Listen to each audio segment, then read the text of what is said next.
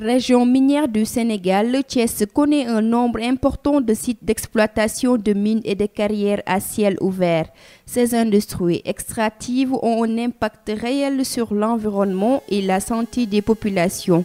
C'est du moins l'une des principales complaintes de ces dernières.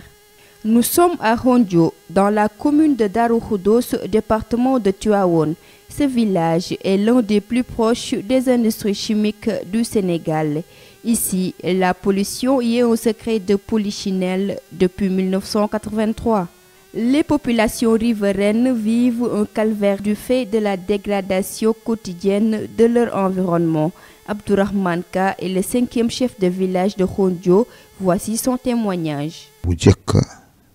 Fii boo fi dundee géej it bariwul ay ngelaw yu bon dañu nekkoon ci noyyi bu baax daal waaye léegi comme ICS dafi ñëw ci li mu indi daal baaxul ci noonu xam nañu ko dañu ci amul woon pekke rek amuñu ci pekke waaye nag baaxul daal ndax moom xam nañu ko ci suñu yaram xam nañu ko ci suñu dundin yëpp waaye baaxul ci noonu daal dafa soppiku ni mu meloon ni ñu doon noyyi li ñu doon noyyi ak ni mu meloon yëpp dafa soppiku daal xam nañu daal baaxul ci ñun daal jaww bi daal dafa soppiku daal ci ñun soppiku sonal nañu torop nu mu gën a woon sori daal mu gën a baax ci ñun.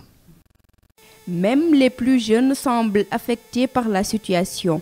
À l'école élémentaire de Hondio, par exemple, des absences sont notées. Le directeur de l'établissement nous en dit plus. Depuis que je suis là, j'ai constaté qu'il y a pas mal d'absence des élèves ici à l'école de Hondio. Par rapport où j'étais dans les écoles où j'ai passé, je constate en tout cas les élèves s'absentent trop. Cela est dû à des maladies. La cause des maladies, est-ce que ce sont des maladies respiratoires ou bien des maladies... C'est au médecin de faire le diagnostic. Sur la plage de Hondio, à quelques mètres des habitations, 2 tuyaux sont fixés sur d'énormes blocs de pierre en latérite. C'est le déversoir d'acide fluoxylique des ICS. Plus qu'on s'en approche, plus une odeur âcre vous pique le nez et les yeux. Aucune maladie spécifique pour le village de Hondio selon l'infirmier chef de poste. Je reçois des patients, comme tous les patients, comme les patients d'Embor, les patients d'Embor-sur-Mer. Mais apparemment, on n'a pas quand même des maladies spécifiques pour le village de Hondio. Ça, quand même, on peut le dire. Parce que vraiment, on n'a pas de maladies qu'on dit, voilà, ça c'est uniquement pour les Hondio. Après l'interrogatoire ou l'investigation, on trouve vraiment c'est à cause des déversements des produits toxiques. Une affirmation à prendre avec des pincettes, puisqu'Amadou Ka est jugé très proche des industries chimiques du Sénégal par la population. En 83, l'ICS a commencé à certifier un ACIP. En 83, man, so xolé ben at la ko magé man 82 la judd. Kon bobé légui nak némé ko nañ ci lu bari ay fébar yo xamantene gis nañ fi yo xamantene mosuñ ko won gis fi. Ndax comme ñoo xamantene ay laago ay yoo xamante ne comme ay nit yoo xamante ne léeg-léeg ñu ñëw seen cër motul ay nit yoo xamante ne léeg-léeg tamit gis ñoo xamante ay xale yu ndaw ñuy jàmmat dënn ñuy jàmmat ay bët ñu jàmmat loo xamante ay tànk. En tous les cas, l'acide fluoxylique peut être dangereux vu sa composition. Il est défini comme un déchet liquide généré lors de la production de l'acide phosphorique. Cette femme, âgée de 90 ans, a été victime de ces produits toxiques. Explication. ICS, babu ma sarke bete, mono toma dara ci sama yaram. De bo bete, dima ci upp ma mos na upp na ay million. Dima pay ci ICS, mo pan ay million bete baxum. War na mu ngi ne burgi dem lay ko jënd ñaari junni mu ngi ni ñaari junni la. Da yobbo noppay yépp duñu dëgg. War na yépp mu ngi ni. Betay nak ma ngi ci jafe duma lek dara ceeb ma mënu ma ci lek dara budul sombi bi ma lekkako ma defal makal betay bu ma lekke ceeb bi dama koy wacc du jalla fukki junni kesse sama sédé ñepp ñu ngi fi mbolem ñi dekk ko ñu ngi fi sama sédé ñepp nak nang won ombalang bi. Même complainte pour les agriculteurs et éleveurs. Suñu mbéyum demb ak mbéyum tey bi daal kaw na wuute tuuti daal li tax mu wuute maanaam mooy comme ICS ni mu doon def fii bu njëkk xam nga ICS da doon ñëw fii depuis 83 la commencé ñëw fii ba mu commencé ñëw fii léegi xamuñu ci dara daal mais ba mu demee bi mu yàgg ñu gis loo xam ne léegi baaxul daal fekk ASIP bi moo ko def quoi ASIP moo ko indi tool yi rendement bi ñu doon am amatuñu ko waaw ndax boobu amuñu woon moyen ndax dañu doon béy def suñu teen léegi di jukki ay siwo di roose léegi nag am nañu ay machine te léegi li ñu doon am boobu mënuñu ko am léegi te léegi am nañu moyen yi am nañu léegi mooy boobu amuñu woon moyen te dañ doon am rendement bu baax waaw léegi boo béyee tey lu di wat fukki saako pompiteer bu léegi mun a am benn rendement daal bu normal quoi.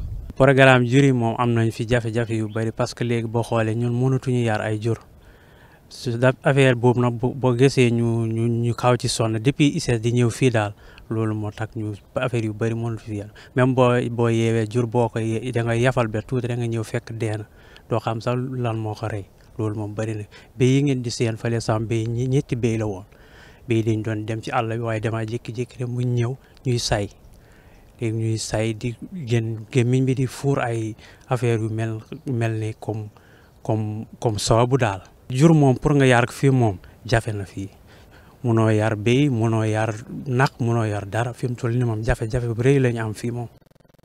Avant l'érection de l'émissaire d'acide, beaucoup de touristes venaient passer le week-end dans le village. Une activité qui se meurt vu les impacts du réservoir. seetlu nañ ni ay am na jamono yoo xam ne ay booy xool depuis ay 83 jëm si suuf ay 80 année yooyu tourisme bi dafi doon dox bu baax a baax nga xam ne nit ñu bëri dañ si doon yëngatu fii di ci am lu ñu suturloo mais depuis que ñu constaté ni am na ay produits chimiques yu ñuy commencé di tuur si géej gi boobu ba léegi daal seetlu nañ ni tourisme bi fii dafa am problème tubaab yu bëri dañ doon daw parce que boo xoolee aussi même rallye Paris Dakar bi. ñoom dañ fi doon ñëw def fi escale 2 jours am ñoo xam ne dañ doon ñëw fii di jaay fii di def lu ne mais biñ demee daal ba constaté ni commencé nañ fi sotti produit yooyu ci biir mer bi si le tourisme bi daal commencé wàññeeku fii ñu yaakaar ni nag produit toxique boobu ñuy sotti ci géej gi loolu moo waral jafe-jafe bi daal ba tourisme bi doxatu fi comme ni mu fi doxee woon. parce que amoon na fi ay hôtel yoo xam ne dañ doon fonctionner mais finalement dem nañu aussi ñoom it ba léegi fonctionner tuñu dañ mujj fermer leen. ñu ragal ni daal waaw économie mu gàllankoor lu bëri tamit ci économie dëkk bi. Du côté de la division régionale de l'environnement, on évite toute allégation sur ces récriminations. Madame Tchanka, née Astasari, dit n'avoir aucune information sur les ICS. Plus loin, elle nous renvoie à un niveau supérieur. En visite sur les lieux, le ministre de l'Environnement et du Développement durable avait demandé aux ICS d'étudier la possibilité de délocaliser l'émissaire au plus tard dans la première quinzaine du mois d'août dernier. S'il s'avère que ces produits sont toxiques, la première mesure c'est d'arrêter immédiatement de déverser ces produits en mer. Ça, il n'y a même pas on ne cherchera pas d'autres solutions. Il faut automatiquement demander aux ICS d'arrêter. 45 jours après, aucun acte, même les promesses de procéder à un prélèvement du liquide incriminé n'ont pas été effectuées aux grandes dames des habitants de Khondjo. On est inquiet, toujours l'inquiétude reste toujours le même. Pour moi, par exemple, c'est un peu soigner une plaie en ouvrant une autre. Par exemple, si on quitte aujourd'hui Khondjo pour aller vers Wota, la population de Khondjo serait un peu épanouie, du moment où il y a déjà la dégradation qui est déjà là. Donc en plus peut-être l'autre village, je peux dire qu'ils accueillent ça bien, mais quand même les conséquences, ils n'ont pas un peu pesé sur les conséquences. En plus de cela, quand même la dégradation de l'environnement continuera, puisque le déversement de ce produit en mer quand même ne respecte pas les normes environnementales nécessaires. Au-delà des ICS, les industries minières et extractives ont toujours fait l'objet d'un débat au sein des organisations de la société civile.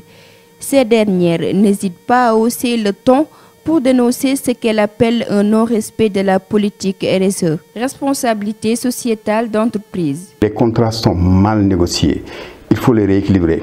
Par exemple, pour le cas des ICS, c'est la catastrophe. C'est la seule entreprise aujourd'hui qui ne verse aucune redevance, ni à l'État, je le dis, ni au collectivité locale. Je vais vous donner des chiffres. Par exemple, en 2016, parce que nous, avec nos rapports ITE, nous avons les chiffres d'affaires, non seulement des entreprises, nous avons la contribution globale des entreprises, nous avons les données de production, toute la chaîne de valeur, nous la prenons en charge. Mais quand on exploite ces rapports, par exemple en 2016, moi en tant que membre du comité national, membre de la société civile, nous avons essayé de faire une simulation. Le chiffre d'affaires tournait autour de 142 milliards. Et les ICS n'ont payé que 5 milliards 865 millions en termes d'impôts sur le revenu, cotisations sociales, IPRES, caisse de sécurité. Et ça, c'est des obligations légales parce que c'est des travailleurs sur lesquels on a prélevé ces sommes pour les reverser. Mais en termes d'impôts, les impôts locaux, ça tourne autour de 2%. L'État sénégalais n'a pas perçu de redevance ou ne perçoit pas parce que c'est la nature du contrat. Donc je pense qu'il urge de revisiter, à défaut de renégocier ce contrat, de revisiter ce contrat au moins pour rééquilibrer, non seulement en faveur de l'État, mais en faveur aussi des collectivités territoriales impactées comme par exemple Mewan, Darou Khoudoss, Hondio, Taïba Ndiaye. Après un premier appel au cours duquel il avait demandé de lui adresser un mail pour recueillir l'avis des ICS, le responsable de l'environnement des industries chimiques du Sénégal est resté par la suite injoignable. Estimé à près de 2000 habitants, les populations du village de Hondio ne cessent de décrier leur cohabitation avec les industries chimiques du Sénégal, l'une des plus grandes de ce pays. Entre pollution de l'environnement et risque de maladie, Hondio s'apitoie sur son sort en attendant l'ordonnance salvatrice.